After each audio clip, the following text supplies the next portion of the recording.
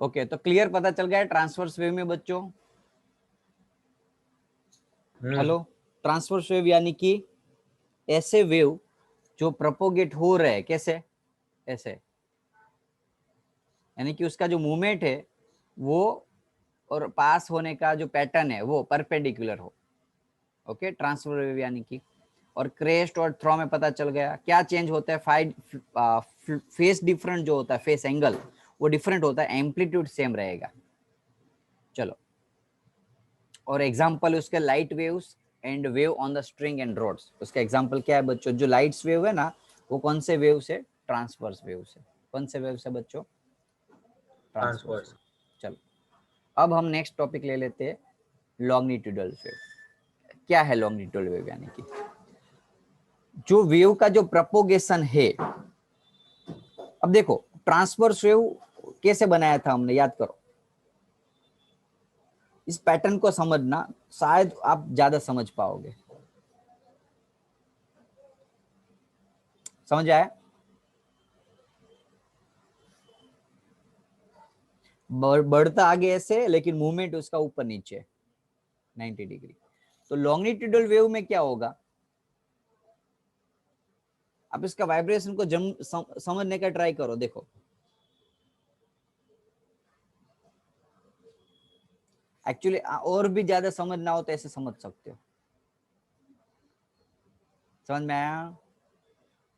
हाँ। मूवमेंट भी ऐसे हो रहा है, पास भी ऐसे हो रहा है, मूवमेंट भी ऐसा हो, तो यानी कि यहाँ एंगल थीटा 90 था, यहाँ एंगल थीटा 0 आएगा। प्रोपोगेशन भी आगे हो रहा है और मूवमेंट वाइब्रेशन भी ऐसे ऐसे हो रहा है। हेलो, हाँ सर। पक्का ना? लॉन्गिट्यूडल वेव, साउंड वेव उसका एग्जांपल है। वेव एग्जांपल क्या है उसका? Sound wave. ओके, एग्जांपल समझना हो तो ऐसे एक्सपेरिमेंट दिया हुआ है। सिलिंड्रिकल क्लोज ले लो, सॉरी सिलेंडर ले लो, एक साइड से बंद कर दो, दूसरी साइड से पिस्टन लगा दो। अब पिस्टन से अब मूवमेंट ऊपर नीचे करते हैं। આપણે હોળી આવે છે પિચકારીની એક્ઝામ્પલ સમજી લો। ઓકે, પિચકારીની અંદર શું કરીએ આપણે? મૂવમેન્ટ કરીએ તો વોટરના પાર્ટિકલ શું થશે? આગળ વધશે અને વેવ્સ જેવું જનરેટ થશે એની અંદર। બસ એ જ વસ્તુ અહીંયા છે। पिस्टन को आप आगे पीछे मूवमेंट कराओगे तो उसके अंदर एयर कंप्रेस, रेरफैक्शन, कंप्रेशन, रेरफैक्शन, जनरली ज्यादा कंप्रेशन होता है। ओके, तो इसकी वजह से पूरा मूवमेंट जनरेट होता है बच्चों। विदाउट इसमें ये सारी चीज रहने देना, आप अपने लैंग्वेज में लिख देना। ये थोड़ा कॉम्प्लिकेटेड वे से समझाया हुआ है इसलिए। Okay, so this waves can be propagated through the solid, liquid and gas. ध्यान रखो, ट्रांसवर्स वेव थे उसको खाली सॉलिड में से पास कर सकते। याद आया? वैसे तो ट्रांसफर किसी में भी पास हो सकता है, ऐसा कोई रूल्स नहीं है। सही है, किसी भी मीडियम में से हम पास कर सकते हैं ट्रांसफर वेव को। Okay, transfer wave. अब लॉन्गिट्यूडल वेव, लॉन्गिट्यूडल वेव उसको हम कोई भी में से पास कर सकते मीडियम में से, लेकिन सॉलिड में से पास इजीली कर सकते। समझ में आया बच्चों? कोई भी वेव से उसको सॉलिड में से फटाफट से पास हो जाता है, इसकी स्पीड सॉलिड में ज्यादा होती है compare to other. Okay, longitudinal wave. और इसका एग्जांपल है साउंड वेव्स। इसका एग्जांपल क्या है? Sound wave. At the compression pressure and density medium is maximum and rarefaction density is minimum. एक मिनट में ना आपको थोड़ा इसमें से अच्छे से समझा देता हूँ। चलो, अब आप काफी सारे स्टूडेंट बोले सर साउंड वेव को भी ऐसे बता सकते? यस, लॉन्गिट्यूडल वेव को भी हम ऐसे बता सकते। बस इतना फर्क होता है कि यहाँ यदि जो आ रहा है, यानी इस पॉइंट पे यहाँ क्या होता है बच्चों? कॉम्प्रेशन होता है, और इस पॉइंट पे रेरफैक्शन होता है। समझ में आया? ऐसे समझ सकते हो। यहाँ एकदम कॉम्प्रेशन। समझ में आया ना अब? बस इसको और इसको एक ही वे से बताया हुआ है, बस खाली फर्क इतना है, उसको एकदम एग्जैक्ट तरीके से बताया, उसको हमने साइन के फंक्शन में समझाया हुआ है। यहाँ क्या है? मैक्सिमम एम्पलीट्यूड, तो मैक्सिमम एम्पलीट्यूड। यहाँ क्या है? मैक्सिमम एम्पलीट्यूड, तो मैक्सिमम एम्पलीट्यूड। तो उसको हम ऐसे रिप्रेजेंट कर सकते हैं, किसको? लॉन्गिट्यूडल वेव को। ओके, तो लॉन्गिट्यूडल वेव के अंदर और ट्रांसवर्स वेव के अंदर समझ में आ गया दोनों कॉन्सेप्ट। ये दोनों कॉन्सेप्ट, लॉन्गिट्यूडल यानी कि 90 डिग्री, यहाँ 0 डिग्री होता है। ओके, उसका एग्जाम्पल क्या था? लाइट। तो उसका एग्जाम्पल क्या है बच्चों? साउंड। ओके चलो बताओ चलो। ओके ये रहने दो, ये अभी समझाना बाकी है, ये खाली बता दो चलो। सेकंड नंबर का longitudinal, very good. Oscillate along the direction यानी कि लॉन्गिट्यूडल, और परपेंडिकुलर हो तो बच्चों transverse, वेरी गुड। चलो now displacement relations for the progressive wave. Displacement relations क्या है? प्रोग्रेसिव वेव यानी कि क्या, कि जो आगे बढ़ता रहा है ऐसे ऐसे, रिफ्लेक्ट ना हो, उसको हम क्या बोलते हैं बच्चों? Progressive wave. नाम के अंदर ही उसका मीनिंग है बच्चों। हेलो, जो वेव ऐसे आगे कंटिन्यूस बढ़ता रहे, ऐसे कोई किसी के साथ टकरा के रिफ्लेक्ट ना हो, समझ लो ऐसे आगे जा रहा था, टकराया और रिटर्न आया, तो इसको प्रोग्रेसिव वेव नहीं बोलेंगे। जाता ही रहेगा, जाता है, बीच में कुछ भी आया जाता ही रहेगा पास। चलो now plane progressive harmonic wave. The particles of the medium vibrate about the mean positions, then the wave is said to be plane progressive. ऐसे वेव आगे नहीं जा रहा है, समझ में आया? और जा रहा है तो ऐसे जा रहा है, प्लेन के फॉर्म में, ऐसे सेम एम्पलीट्यूड में, ऐसे समझो ना, सेम एम्पलीट्यूड। समझ में आ गया? एम्पलीट्यूड देखोगे सभी का सेम है, तो इस टाइप के वेव को क्या बोलेंगे? Plane progressive harmonic wave. Plane progressive harmonic wave. ऐसे वेव जो medium sorry if the particles of the medium vibrate about their mean positions, जो पार्टिकल्स है अपनी मीन पोजीशन पे ही क्या कर रहा है? वाइब्रेट हो रहा है, ऐसे अपनी मीन पोजीशन से ही वाइब्रेट हो रहा है। जनरली जो भी वेव्स होते हैं बच्चों, कौन से वाले हो गए? प्लेन प्रोग्रेसिव हार्मोनिक वेव हो गए, जनरली वेव ये टाइप के हो गए। थोड़ा सा फील नहीं हुआ है मुझे पता है, तो आपको समझाने का ट्राई कर रहा हूँ, समझ लो। एक छोटा सा सोर्स है, लाइट वेव है, तो उसमें से जो लाइट आ रही है वो ऐसे दिखेगी आपको, हेलो, स्फेरिकल दिखेगी बच्चों। बहुत दूर जाओगे तो धीरे धीरे वो स्फेरिकल यानी कि जो स्फीयर है वो धीरे धीरे ऐसे प्लेन बन जाएंगे। अब पता चला प्लेन वेव के बारे में। हेलो ओके आप 12th स्टैंडर्ड में बहुत डिटेल में सीखोगे, अभी इतना डिटेल में नहीं जा रहा हूँ प्लेन वेव के अंदर, स्फेरिकल वेव के अंदर, क्योंकि इतना डिटेल में दिया नहीं है। इतना याद रखो कि एम्पलीट्यूड यहाँ सेम होगा प्लेन वेव के अंदर, but phase of the oscillation change from one particles to, यानी कि फेस क्या होगा? यहाँ चेंज होगा, डिफर होगा, और एम्पलीट्यूड सेम होगा। लाइक एग्जांपल फॉर ऐसे फेस चेंज हो रहा है, देखो पार्टिकल आप ऐसे ऐसे उधर उधर इधर उधर जा रहे हैं, लेकिन एक मैक्सिमम इसका एम्पलीट्यूड फिक्स ही है, जैसे कि यहाँ, समझ में आया? उसके ऊपर या उसके नीचे नहीं जाएगा, देख लेना आप, है एम्पलीट्यूड देखो सेम है, फेस चेंज हो रहा है, एम्पलीट्यूड सेम है। हेलो बच्चों, हाँ ओके अब ये वेव से पता चल गया ना पार्टिकल कैसे। देखो ये आप रेड कलर के पार्टिकल को देखो, आपको ऐसा लग रहा है वो आगे जा रहा है, दिख रहा है, अब देखोगे आपको ऐसा लगेगा वो आगे जा रहा है, पीछे आ रहा है, ऐसा लगेगा। एक्चुअली यहाँ पीछे आ रहा है, ऐसा दिखेगा आपको, देखो दिख रहा है आपको, या आगे जा रहा है, पीछे आ रहा है, ऐसा दिख रहा है, हाँ कि ना? हाँ लेकिन एक्चुअली यदि ऑब्जर्व करोगे ना, अब थोड़ा सा और ऑब्जर्वेशन कर, रेड पार्टिकल को देखो क्या हो रहा है, वो मीन पोजीशन के आगे पीछे जा रहे ऊपर हैं। नीचे था ऐसे खाली। समझ में आया कि नहीं? हेलो, हाँ पार्टिकल नहीं मूव हो रहा है, आपको फील ऐसा दिख रहा है, तो यानी कि वेव जो है वो आगे बढ़ रहा है, पार्टिकल नहीं। समझ लो कि वेव v स्पीड से 0 टाइम से ओरिजिन से पास हो रहा है, तो उसको हम मीन पोजीशन से पास होना ऐसा बोलेंगे, तो उसकी मीन पोजीशन हुई। तो जो डिस्प्लेसमेंट हुआ उसको ऐसा लिख सकते ए साइन ओमेगा टी, साइन के फॉर्म में जा रहा है, देखो ऊपर नीचे साइन कोसाइन फंक्शन में। ओके ए उसका एम्पलीट्यूड और ओमेगा एंगुलर फ्रीक्वेंसी, प्लॉटिंग करे तो और पता चलेगा। ऐसे वेव जा रहा है आगे। हेलो, ये तो पता है ना बच्चों, आपने लास्ट स्टैंडर्ड में लास्ट लेक्चर में मैंने समझाया था एम्पलीट्यूड के बारे में, तो स्किप करो ना टॉपिक को एम्पलीट्यूड वाले। एक ये वेवलेंथ नया टॉपिक आएगा आपके लिए, जो अभी मैं आपको समझा रहा हूँ। अब देखो कोई भी ऐसे पार्टिकल्स हो, उसका जो फॉर्मूला है वो ऑलरेडी आपने लास्ट वाले चैप्टर ऑसिलेशन में सीख चुके हो, हाँ कि ना? ए साइन ओमेगा टी माइनस हाँ के एक्स, या तो ए साइन के एक्स माइनस ओमेगा। आप बोलोगे सर ऐसा कैसे, ये भी लिख सकते, ये भी लिख सकते, एंगल के ऊपर डिपेंड करेगा। ओके अब देखो वेव वैसे यदि ऐसे ऐसे आगे जा रहा है पॉजिटिवली तो उसका फॉर्मूला ये आएगा। तो ये एक्स्ट्रा क्या लगाया, फेस। याद हो तो मैंने बताया यदि जीरो फेस से स्टार्ट हुआ, पेंडुलम में यहां से स्टार्ट हुआ, समझ लो ऐसे आगे जाना, तो ये वाला फॉर्मूला। यदि पेंडुलम यहां से स्टार्ट हुआ बच्चों, तो ये वाला फॉर्मूला।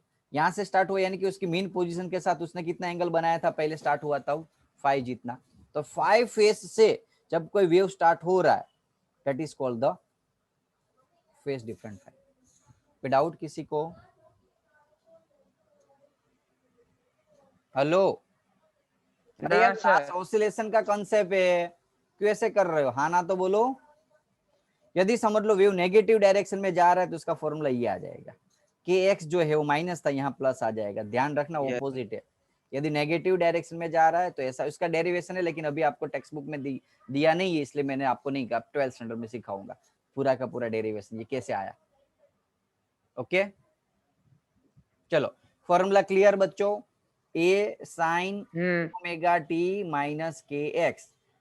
समझ लो यदि फेस डिफरेंस 0 हो तो मीन पोजीशन से स्टार्ट करे तो, ये कौन से वाला टॉपिक है, मीन पोजीशन से स्टार्ट करे तो। यदि मीन पोजीशन से ना स्टार्ट करे, एंगल फेस 5 से स्टार्ट करे, तो इसका फॉर्मूला ये वाला आएगा नीचे वाले। ओके अब यदि पॉजिटिवली, हाँ बोलो કે એક્સ શું છે આવશે કે ને બધું ઓમેગા શું છે, નેક્સ્ટ ટોપિક એ જ છે આપણો। ઓકે વેવ નંબર કેવા છે એને, ઓકે 2π/λ નો ફોર્મ્યુલા આવશે છે આ આની અંદરના જે કન્સેપ્ટ છે ને, ઓકે એ બધું હું સમજાવું છું તમને। ઓકે નેક્સ્ટ ટોપિક એ જ છે આપણો। पहले आप इक्वेशन याद रही जैसे बच्चों, हेलो अंदर की जो चीज है वो मैं समझा रहा हूँ, ओमेगा क्या है, के क्या है, सब कुछ अभी याद रख लो। चलो जैसे कि अब देखो स्टार्ट कर रहा हूँ, ए से स्टार्ट करूंगा, बाद में ओमेगा समझाऊंगा, के समझाऊंगा। तो पहला स्टार्टिंग है एम्पलीट्यूड, बोलो समझाने का जरूरत है मुझे, एम्पलीट्यूड और फेस। एम्पलीट्यूड यानी कि मैक्सिमम डिस्प्लेसमेंट, समझ लो वेव यहाँ से ऑसिलेशन हो रहा है, वेव्स यहाँ मैक्सिमम पहुंचा, तो ये जो डिस्प्लेसमेंट है उसको हम क्या बोलेंगे, एम्पलीट्यूड। या तो वेव के अंदर ऐसे समझे तो जो मैक्सिमम डिस्प्लेसमेंट होता है उसको एम्पलीट्यूड बोलते हैं। बच्चों ऑसिलेशन में समझा दिया है ये, तो स्किप कर सकता हूं मैं। फेस यानी कि भी वो भी मैंने समझाया अभी। ओके ये मीन पोजीशन और ऑब्जेक्ट यहाँ से स्टार्ट करे ऑसिलेशन करना, तो ये जो एंगल्स होता है उसको हम फेस बोलते हैं। ओके फेस जो है आएगा कि अभी फेस क्या बताता है, देखो डिस्प्लेसमेंट क्या होता है, लीनियर मोशन में जो डिस्प्लेसमेंट है ना, रोटेशनल मोशन या ऑसिलेशन में वो फेस है। आपको दिखाएगा कि ये पेंडुलम कहाँ पहुंचा। अभी मैं बोला 45 डिग्री पे तो आपको पता चल जाएगा कि यहाँ है, मैं बोलूँ 90 डिग्री पे तो पता चल जाएगा कि यहाँ है। समझ में आ रहा है कि नहीं, 45 डिग्री तो यहाँ पहुंचा, 90 डिग्री बोलूँ तो यहाँ पहुंचा, -45 बोलूँ तो यहाँ पहुंचा, -90 बोलूँ तो यहाँ पहुंचा, यदि उसको मीन पोजिशन लू तो। अदरवाइज काफी बार स्टूडेंट्स इसको 180 भी बता सकते हैं, डिपेंड कर रहा है वो तो। कोई डाउट फेस में, कोई डाउट बच्चों? फेस यानी एंगल, फेस यानी कि एंगल जो मीन पोजीशन के साथ पेंडुलम जो एंगल बना रहा है उसको हम फेस बोलते हैं। एक मिनट बच्चों,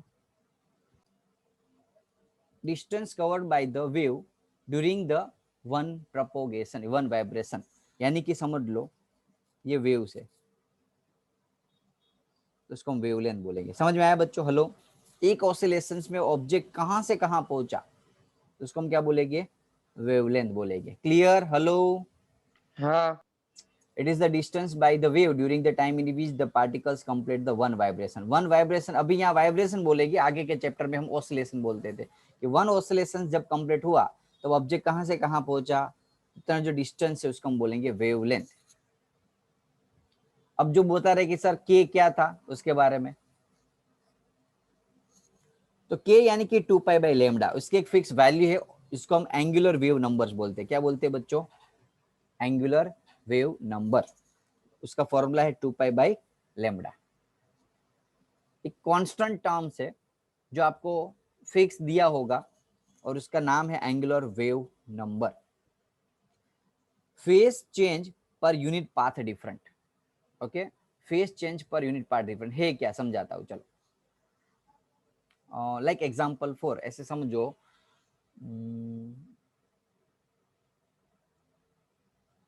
ओके चलो, यहां से वेव जा रहा है और इतना वेवलेंथ हुआ अब इसका बच्चों, जरूरी तो है नहीं जीरो से स्टार्ट हो सारे वेव्स, हेलो, हाँ यहां से स्टार्ट हुआ तो उसका जो फेस एंगल्स होता है वो कितनी बार चेंज होता है, फेस यहाँ लिखा है face change per unit path different, एक पाथ डिफरेंट है, एक वेवलेंथ है, उसके अंदर से कितनी बार वो ऊपर वेव एंगल चेंज कर रहा है, यानी कि कितनी बार वो क्या कर रहा है, एंगल चेंज, यानी कि काफी बार, जरूरी नहीं तो है वेव ऐसे ही जा ऐसे ऐसे जाता रहता है तो क्या होता है उसका एंगल चेंज होते रहता है, ओके। लेकिन आप इतने डिटेल्स में मत जाना, आपको खाली ये फॉर्मूला याद रखना है कि कांस्टेंट टर्म और उसके जो वैल्यूज होती है वो 2π/λ होती है, लैम्बडा यानी कि वेवलेंथ, ओके, वेवलेंथ 2π को वेवलेंथ से डिवाइड कर दो और जो टर्म्स मिलता है that is called the angular wave number. Text book में भी इतना डिटेल में कहीं बताया नहीं है, ओके। 12th के अंदर आपको इसका डेरिवेशंस के साथ पूरा कॉन्सेप्ट आएगा, अभी आपको 11th में खाली इतना याद रख लो 2π/λ, और ये जो वेव चेंज होती है, एंगल चेंज होता है, उसकी वैल्यू है ये, और उसका यूनिट होगा रेडियन, 2π का यूनिट रेडियन और वेवलेंथ यानी कि मीटर, ओके बच्चों, हाँ ओके। फॉर्मूला याद रखना, दूसरा कुछ भी याद रखने की जरूरत नहीं पड़ेगी आपको, खाली ये फॉर्मूला याद रखना कि K = 2π/λ। टाइम पीरियड भी पता है, फ्रीक्वेंसी भी पता है, स्किप करो टॉपिक। टाइम पीरियड यानी कि वो पूरा का पूरा वन वाइब्रेशन जब कंप्लीट होता है उसके लिए जो टाइम लगता है उसको हम टाइम पीरियड बोलते हैं।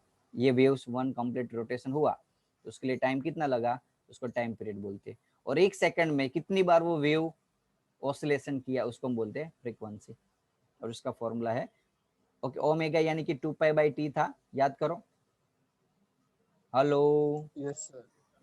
हाँ सर। हाँ तो t = 2π/ω, कहाँ से आया वो फॉर्मूला, की शॉक नहीं होना है आपको। एंगुलर फ्रीक्वेंसी, एंगुलर फ्रीक्वेंसी भी लास्ट टाइम बता दी थी मैंने, ओमेगा, जैसे इसको हम स्पीड बोलते हैं, क्या बोलते हैं, एंगुलर स्पीड। तो स्पीड = क्या होता है, डिस्टेंस अपॉन टाइम होता है बच्चों, स्पीड = डिस्टेंस अपॉन टाइम। अब एंगुलर स्पीड यानी कि v की जगह ओमेगा लेंगे, एंगुलर डिस्टेंस में हम एंगल थीटा लेंगे, और थीटा याद करो 2π, लास्ट लेक्चर्स में समझाया हुआ टॉपिक है यार, ऐसे मत हाँ बिहेव सर। करो। Yes sir. समझ में आया ओमेगा 2π/t फॉर्मूला उसका। चलो, wave velocity, ratio of the angular frequency omega and propagation constant के को वेव वेलोसिटी बोलते हैं। किसका, ओमेगा बाई के वेलोसिटी यानी वेव वेलोसिटी यानी कि ओमेगा एंगुलर स्पीड और कांस्टेंट के। ओमेगा का फॉर्मूला क्या था, 2π/t था बच्चों, हेलो। और के का फॉर्मूला क्या आया था, याद करो, मैंने याद करने को बोला था आपको, √m/k 2π/λ। કેમ ભૂલી ગયા, હજી હમણાં કીધું, આ ફોર્મ્યુલા યાદ રાખો, બીજું કાંઈ ના યાદ રાખતા, બોલી રહ્યો હજુ, ये वाला अब याद आया, ब्लू कलर के अंदर लिखा हुआ K = 2π/λ। हाँ बस, तो K की जगह हमने क्या डाला, 2π/λ, 2π कट तो λ/t, कोई डाउट, देखो मिल गया formula, v = λ/t, wave velocity, hello, हाँ सर। हाँ सर। ओके। चलो, अब रिलेशंस बिटवीन पाथ डिफरेंट कितना टॉपिक बचा है, चलो थोड़ा ही है, मेरा एक लेक्चर से अभी 10 मिनट ऊपर। चलो बच्चों एक काम करो, आज इतना रखते हैं, ओके, क्योंकि ये टॉपिक है ना थोड़ा इंपॉर्टेंट है, तो नेक्स्ट सेशन में समझाऊंगा। तो एक ही टॉपिक बाकी रखा है, लेकिन थोड़ा सा बहुत ज्यादा लेट हो गया है इसलिए।